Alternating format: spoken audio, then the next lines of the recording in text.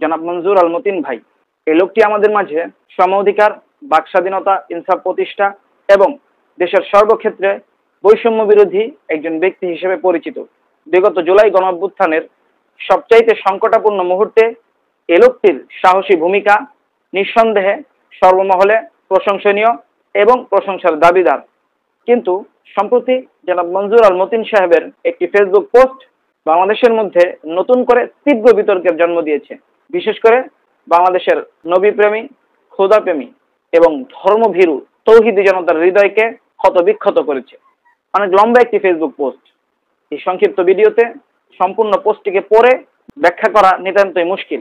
এই জন্য আমি আমার মন্তব্যে সেই পোস্টের লিঙ্ক দিয়ে দিচ্ছি। আমরা যারা এখন এই পোস্টটি দেখিনি, আমরা নিঃসন্দেহে তার পোস্টটি দেখব, আমরা সেই পোস্টটি পড়ে নিব। তো কি ছিল সেই পোস্টে? আমরা যদি সামগ্রিকভাবে জনাব মঞ্জুর আল মতিনের এই পোস্টটি দেখি, তাহলে আমরা বুঝতে পারবো উনি অত্যন্ত স্পষ্টভাবে বৈষম্য, সম অধিকার, বাক স্বাধীনতা এবং ইনসাফের পক্ষে অত্যন্ত বলিষ্ঠভাবে কথা বলার চেষ্টা করেছেন এবং অধিকাংশ ক্ষেত্রেই আমরা ওনার সহমত। কিন্তু স্পর্শকাতর একটি বিষয়ে উনি অত্যন্ত বিতর্কিত একটি মন্তব্য করেছেন এবং অত্যন্ত ঝুঁকিপূর্ণ একটি অবস্থান গ্রহণ করেছেন। সেটি হচ্ছে, এই পোস্টটিতে উনি মানুষের সম অধিকার, বাক স্বাধীনতার কথা বলতে গিয়ে এক পর্যায়ে উনি এলজিবিটি মতাদর্শীদের স্বাধীনতা নিয়ে কথা বলেছেন, যা নিঃসন্দেহে বাংলাদেশের সাধারণ মানুষ, তৌহিদি জনতা ওনার মতো একজন নিষ্ঠাবান মানুষের কাছ থেকে আশা করেনি। এখন কি এলজিবিটি? আমরা যদি মোটামুটি সংক্ষিপ্তভাবে এলজিবিটি সম্পর্কে জানতে চাই, তাহলে বলতে হবে এটি হচ্ছে একটি দীর্ঘ বাক্যের সংক্ষিপ্ত রূপ। সেই পূর্ণ বাক্যটি হচ্ছে লেসবিয়ান, গে, বাইসেক্সুয়াল, ট্রান্সজেন্ডার, যেটাকে বাংলাতে কনভার্ট করতে গেলে বলা যায় নারী এবং পুরুষের সমকামী, উভগামী এবং রূপান্তরকামী হওয়া। এখন এই সমকামিতা, উভগামিতা এবং রূপান্তরকামিতা নিয়ে বেশ কিছুদিনই বাংলাদেশের মধ্যে তর্ক বিতর্ক চলছে। মূলত এই সমকামিতা, উভগামিতা এবং রূপান্তরকামিতা একজন মানুষের জন্য, চাই সে মেয়ে হোক অথবা ছেলে হোক, চরম পর্যায়ের নোংরা সংস্কৃতি, বিকৃত মন মানসিকতা এবং রুচির অবক্ষয়তার বহিঃপ্রকাশ। এটি পশ্চিমা দেশগুলোতে চলমান একটি সংস্কৃতি।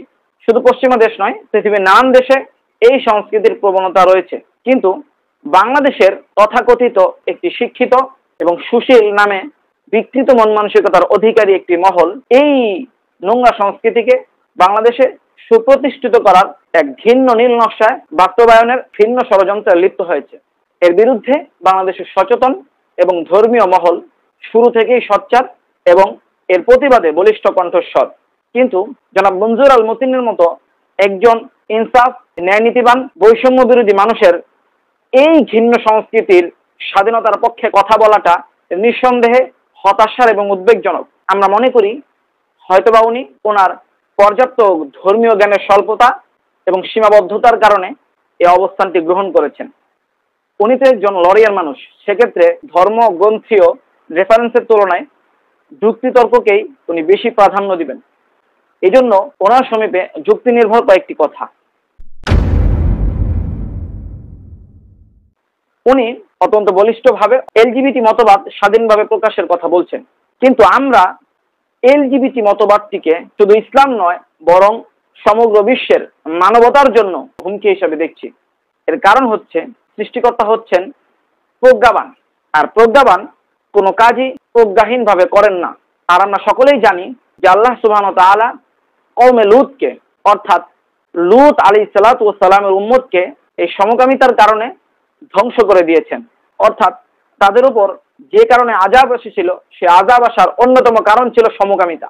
সুতরাং আল্লাহ তাআলা যেহেতু প্রজ্ঞাবান, আমাদের রব যেহেতু একটি জাতিকে সমকামিতার কারণে ধ্বংস করে দিয়েছেন, সুতরাং নিঃসন্দেহে এটা যুক্তির দাবি যে সমকামী কোনো দিনও মানব জাতির জন্য মঙ্গলময় কোনো পন্থা কিংবা মঙ্গলময় কোনো কর্মকাণ্ড হতে পারে না।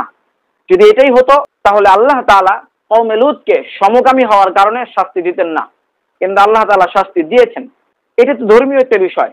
আমরা যদি বাহ্যিক যুক্তির দিকে তাকাই, তাহলেও অসংখ্য যুক্তি পেশ করা সম্ভব।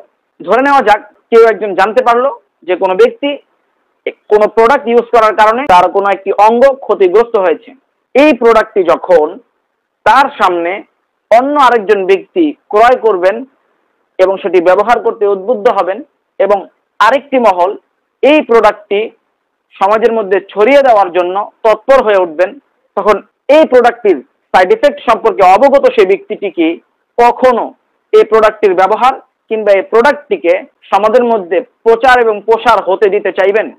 কোনো সুস্থ মস্তিষ্কের ব্যক্তিকে এটি কখনো চাইবেন? কখনোই নয়। কারণ উনি জানেন যারা এই প্রোডাক্টটি ব্যবহার করবেন নিঃসন্দেহে তারা ক্ষতির সম্মুখীন হবেন। এই জন্য তার মনুষ্যত্ববোধের জায়গা থেকে, তার মানবিক জায়গা থেকে তিনি কখনোই নিশ্চুপ থাকতে পারবেন না।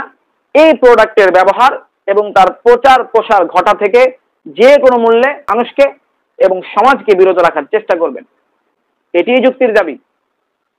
সুতরাং আমরা এতে বিশ্বাস করি সমকামিতা, উভকামিতা, রূপান্তরকামিতা নিঃসন্দেহে নোংরা সংস্কৃতি, বিকৃত মন মানসিকতা এবং রুচির অবক্ষয়তার বহিঃপ্রকাশ।